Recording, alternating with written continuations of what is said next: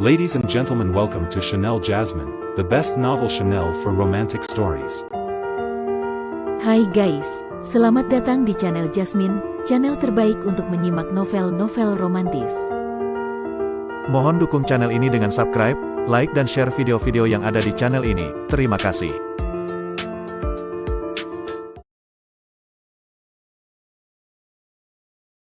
Kaisar Agung Seni Bela Diri Bab 961.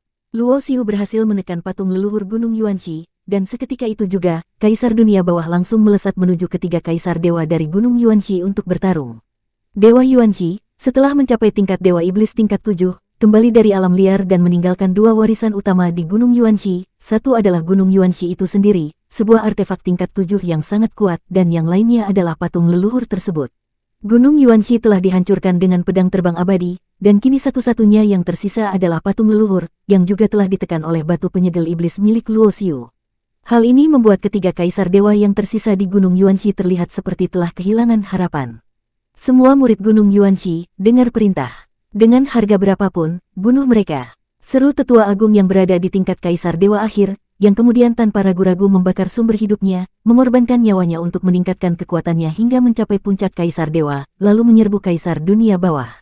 Begitu tetua agung itu membakar sumber hidupnya, tindakan tersebut menyulut semangat para murid Gunung Yuanxi yang lain. Dengan cepat, berbagai serangan kekuatan dan artefak mulai meluncur ke arah Luo Xiu dan kaisar dunia bawah. Pada saat itu, tidak ada seorang pun murid Gunung Yuanxi yang mundur.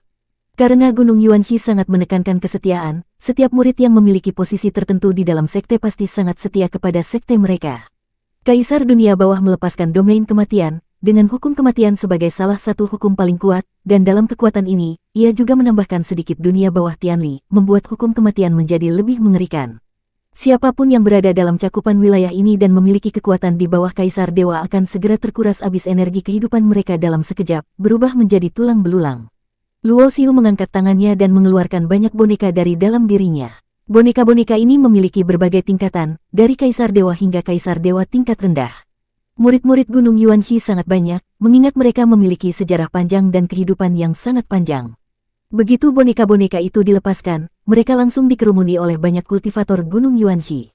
Istana reinkarnasi dan batu kematian milik Luo Xiu juga dikeluarkan. Kedua artefak ini mengandung kekuatan hukum reinkarnasi, dan sebuah proyeksi reinkarnasi muncul, membentuk wilayah reinkarnasi yang unik.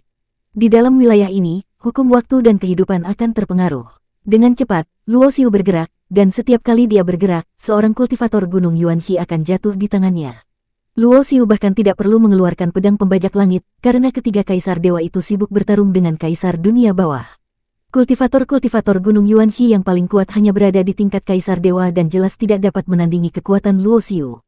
Pertempuran ini jelas sangat tidak seimbang. Ketiga kaisar dewa dari Gunung Yuanxi akhirnya tertelan oleh angin maut, dan dengan itu, pertempuran yang mengarah pada kehancuran sekte ini sudah menjadi pasti. Setelah pertempuran berakhir, pintu gerbang Gunung Yuanxi sudah tidak ada lagi.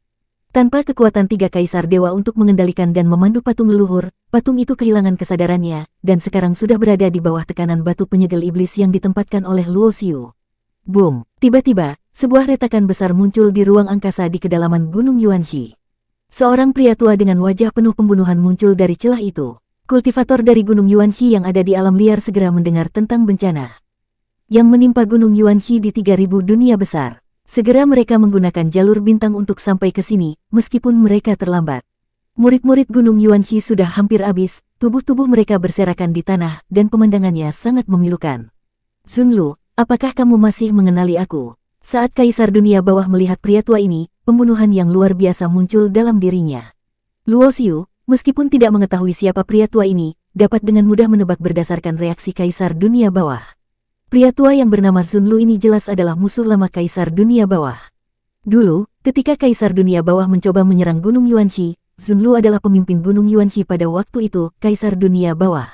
Ternyata kamu belum mati. Zunlu tentu saja mengenali kaisar dunia bawah. Jika bukan karena kekuatan patung leluhur yang mendukungnya, Zunlu tahu bahwa dia tidak akan bisa mengalahkan kaisar dunia bawah di masa lalu. Namun, seiring berjalannya waktu, keduanya telah menjadi jauh lebih kuat.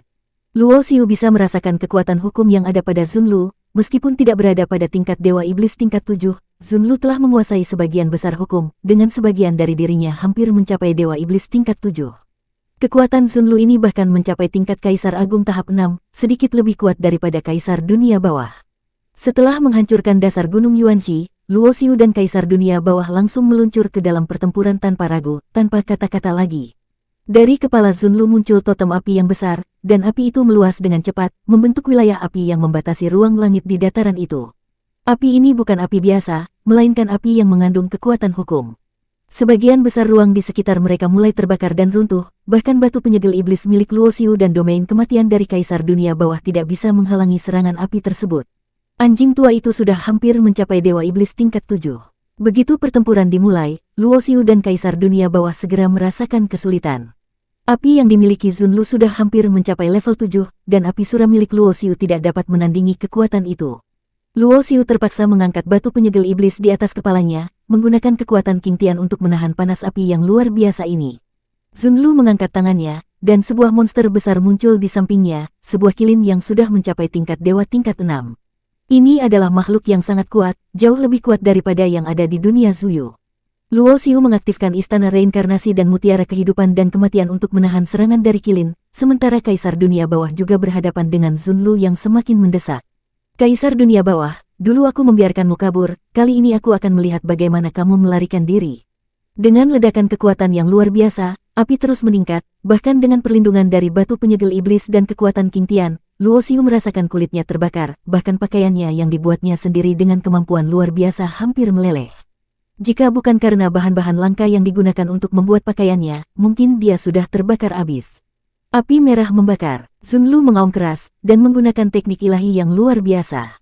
Api ilahi yang tak terhingga meledak, menyebar dengan kekuatan kehancuran yang brutal. Luo Xiu merasakan dirinya terkunci oleh aura kehancuran ini, seolah ada perasaan bahaya yang mendalam di dalam dirinya. Boom! Sekelilingnya langsung hancur menjadi debu, dan Luo Xiu seolah melihat api ilahi itu berkumpul menjadi sebuah cahaya pedang yang menyambar langsung ke arah kepalanya. Sungai waktu, Luo Xiu tidak lagi menyembunyikan kemampuannya. Dia memanipulasi hukum waktu, dan sebuah sungai waktu yang cemerlang mengalir keluar dari tangannya. Dengan batu penyegel iblis di atas kepalanya, istana reinkarnasi dan mutiara kehidupan dan kematian mengambang di kiri dan kanan, dan Luo Xiu menggenggam pedang pembajak langit, melangkah maju. Pedang terbang abadi. Beratus-ratus ribu tahun lalu, Ji Wushuang menciptakan sebuah teknik pedang yang menakjubkan dengan bakat luar biasa. Meskipun ia belum mencapai tingkat tertinggi, banyak orang yang menyebutnya sebagai penguasa pedang. Dari segi bakat dan bakat, Luo Xiu bahkan lebih unggul dari Ji Wushuang. Dia telah melihat teknik pedang terbang abadi berkali-kali dan tentu bisa memahami inti dari teknik tersebut. Di kehidupan ini, ia menggunakan teknik dewa perang untuk mengembangkan jalan pedang, menggabungkan teknik pedang terbang abadi menjadi pedang terbang abadi Jiansu pedang terbang abadi. Sebenarnya, teknik ilahi ini bukan hanya terbatas pada pedang, tetapi mencakup lebih banyak hal. Krek, pedang ilahi yang terbuat dari api ilahi bertabrakan dengan pedang-pedang terbang abadi yang dikeluarkan oleh Luo Xiu, dan perasaan bahaya yang mencekam itu segera menghilang. Di sisi lain, Kaisar Dunia Bawah juga berhasil menahan teknik ilahi yang dahsyat ini, mengingat kekuatannya yang tidak jauh berbeda dari Zunlu. Zunlu tidak terkejut bahwa Kaisar Dunia Bawah bisa menahan teknik ilahinya, namun dia merasa sangat bingung tentang bagaimana Luo Xiu, yang hanya memiliki kekuatan Dewa Agung, bisa menahan serangan tersebut. Apakah kamu Luo Xiu? Tampaknya kamu benar-benar reinkarnasi dari seorang ahli besar, seorang Dewa Agung saja bisa menahan serangan tuaku. Zunlu berkata dengan tatapan penuh kecurigaan. Seketika itu juga, tubuhnya meluncur ke arah Luo Xiu. Orang tua ini, lawanmu adalah aku. Kaisar Dunia Bawah segera menghalangi Zunlu. Kekuatan mereka tidak jauh berbeda, meskipun Zunlu menguasai sedikit kekuatan hukum, namun Kaisar Dunia Bawah juga menguasai dunia bawah Tianli. Luo Xiu mundur dengan tenang, sementara Kaisar Dunia Bawah dan Zunlu bertarung dengan sengit, ia segera mulai menyiapkan formasi di sekitar medan perang. Api sura milik Luo Xiu telah meningkat ke tingkat Kaisar Dewa, jadi menyusun formasi tingkat 6 bukanlah hal yang sulit baginya. Zunlu menyadari bahwa Luo Xiu sedang menyiapkan formasi, namun dia tidak terlalu memperhatikannya. Seorang Dewa Agung, meskipun mungkin reinkarnasi dari seorang ahli, paling-paling bisa menyusun formasi tingkat 5. Tidak mungkin itu bisa membahayakan dia. Namun, setelah Luo Xiu menyiapkan lebih dari 10 formasi dan mengaktifkan kekuatan mereka, wajah Zunlu berubah. Boom, boom, boom. Serangan-serangan dari formasi yang diaktifkan membanjiri Zunlu, dan di saat yang bersamaan, Kaisar Dunia Bawah memanfaatkan kesempatan itu untuk menyerang. Secara tiba-tiba, celah muncul di dahi Kaisar Dunia Bawah, dan sebuah lampu tembaga berukuran kecil terbang keluar. Api yang keluar dari lampu itu, meskipun tampak lemah, ternyata adalah api roh.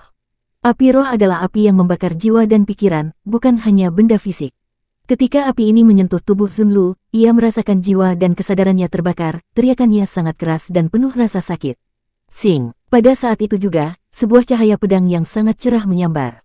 Luo Xiu kembali menggunakan teknik pedang terbang abadi, dan pedangnya memenggal kepala Zunlu dalam satu serangan. Pedang yang sangat tajam, Kaisar Dunia Bawah terkejut dan matanya membesar. Meskipun Zunlu hampir memasuki level 7 Dewa Iblis, Luo Xiu bisa memenggal kepalanya hanya dengan satu pedang. Ini menunjukkan bahwa selain teknik pedangnya yang kuat, kekuatan pedang itu sendiri juga sangat besar.